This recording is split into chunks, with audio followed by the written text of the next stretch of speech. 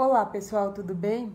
Fazendo mais um vídeo sobre temas relevantes para fins de concurso público e do exame da OAB, hoje eu tratarei sobre mais um tema de direito processual, que diz respeito ao incidente de desconsideração da personalidade jurídica, que está disposto no nosso CPC no capítulo de intervenção de terceiros. Então, segundo o nosso CPC, a sua natureza jurídica é de intervenção de terceiros.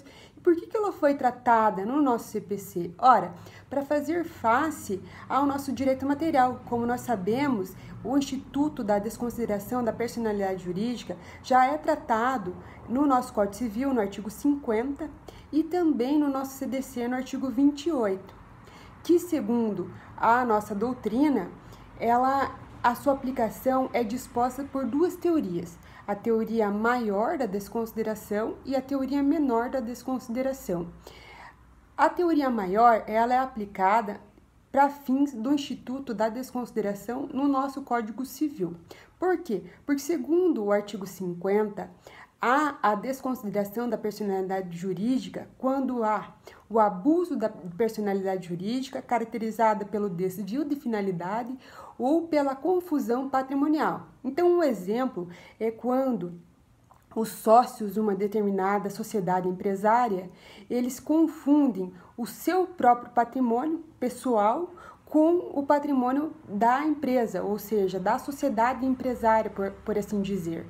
Aí há a caracterização da desconsideração da personalidade jurídica, que há necessidade da sua caracterização pela via processual, ou seja, pela via judicial. Então, por isso, da necessidade da instrumentalização desse instituto material dentro do instituto processual, para sua maior instrumentalização.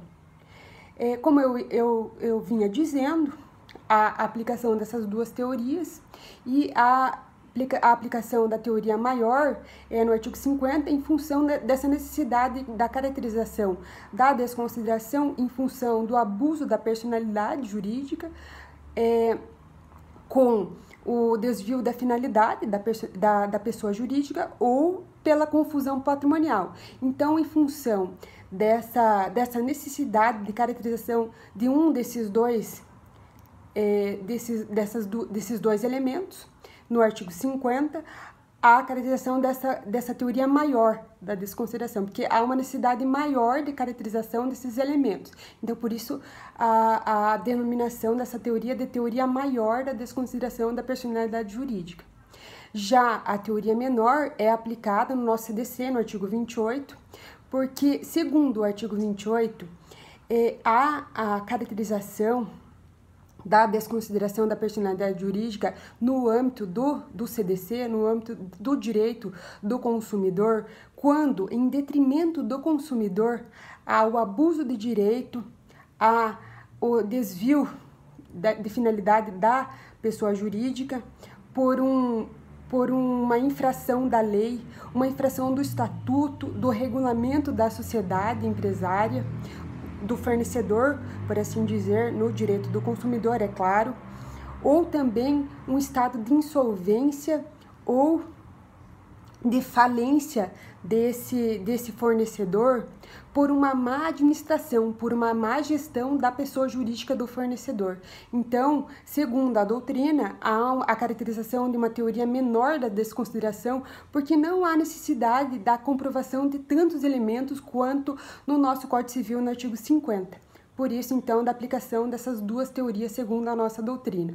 Mas voltando, então, ao tratamento desse incidente processual dentro do nosso Código de Processo Civil, ele está disposto nesses artigos que eu já mencionei, no artigo 133 e seguintes do nosso CPC, e há necessidade de requerimento da parte, ou do autor ou do réu, ou também do Ministério Público quando ele atua como custos legis dentro do processo.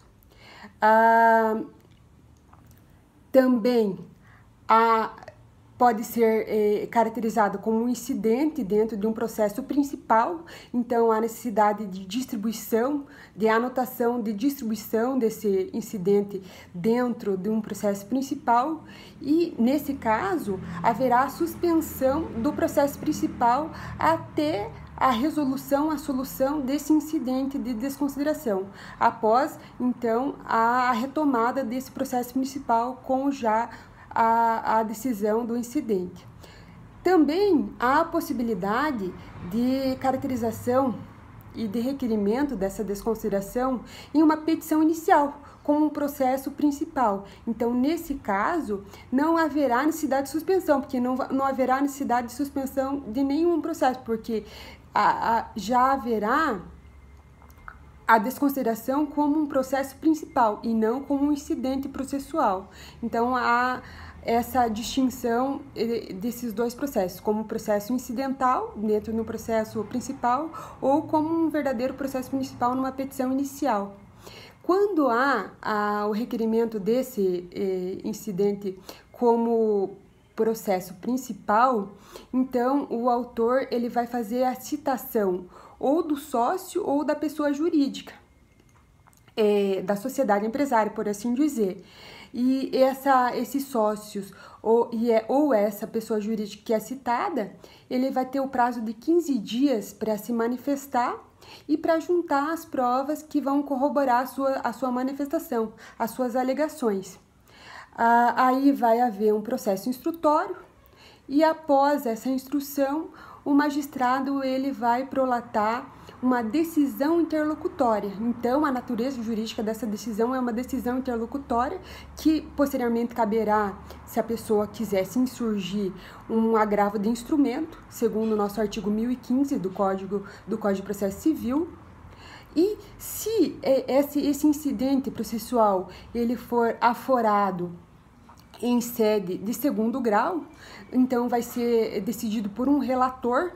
Se caso essa decisão for feita por um relator, vai haver a necessidade da interposição de um agravo interno, segundo o nosso CPC.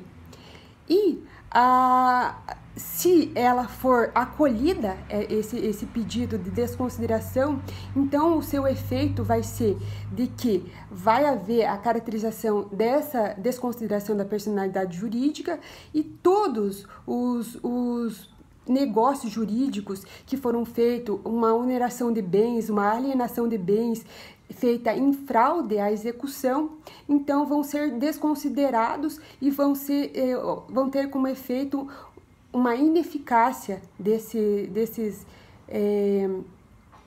negócios jurídicos em fraude à execução em relação ao requerente da desconsideração da personalidade jurídica. Então, houve essa modificação no nosso processo civil de uma forma muito válida, a meu ver, e que instrumentalizou um instituto do direito material que agora tem o cidadão brasileiro tem muito maior guarida dentro do nosso processo civil. É isso que eu tinha para falar hoje, pessoal. Muito obrigada e até a próxima.